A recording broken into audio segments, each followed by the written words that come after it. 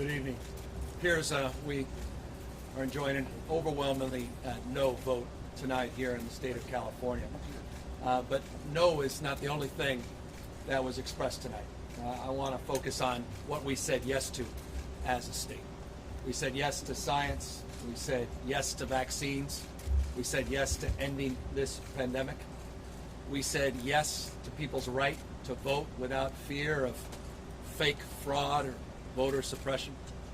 We said yes to women's fundamental constitutional right to decide for herself what she does with her body, her fate and future. We said yes to diversity. We said yes to inclusion. We said yes to pluralism. We said yes to all those things that we hold dear as Californians, and I would argue as Americans: economic justice, social justice, racial justice, environmental justice, our values where California has made so much progress. All of those things were on the ballot this evening. And so I'm humbled and grateful to the millions and millions of Californians that exercised their fundamental right to vote and express themselves so overwhelmingly by rejecting the division, by rejecting the cynicism, by rejecting so much of the negativity that's defined our politics in this country over the course of so many years. I just think of our kids watching all of this. Nightly news, day in and day out. And I just wonder, I've got 4 young kids. Oldest about to turn 12 this weekend. And what they're growing up to. In a world where we're so divided, these kids increasingly fearful, isolated, disconnected. And we're teaching them that. And it doesn't have to be that way. I think we owe our kids a deeper sense of respect, and all of us as adults a responsibility to disregard this false separateness. We're so much more in common as a state and a nation than we give ourselves credit for. I've been all over the state of California over the last many years, but notably the last 9 months.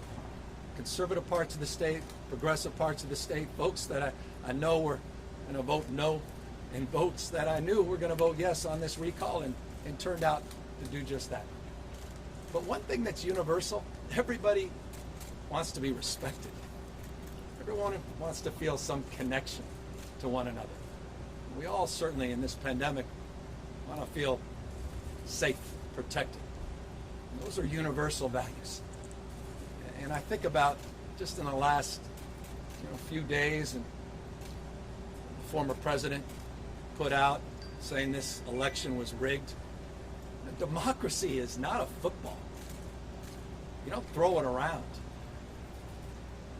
It's more like a, antique vase. You can drop it and smash it in a million different pieces. And that's what we're capable of doing if we don't stand up to meet the moment and push back. I said this many, many times on the campaign trail. We may have defeated Trump, but Trumpism is not dead in this country. The big lie, January 6th insurrection, all the voting suppression efforts that are happening all across this country, what's happening, the assault on fundamental rights, constitutionally protected rights of women and girls. There's a remarkable moment in our nation's history.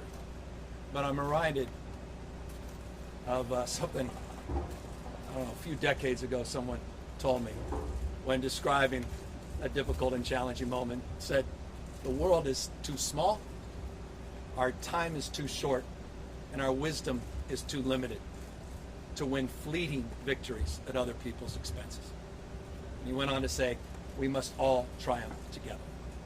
So in that spirit of recognizing and reconciling this moment and trying to understand what's going on, not just here in this state, but all across the United States of America, I just want to say this.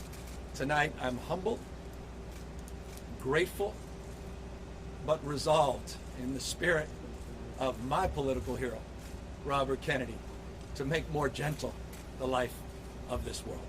Thank you all very much, and thank you to 40 million Americans, 40 million Californians, and thank you for rejecting this recall. Good night, everybody.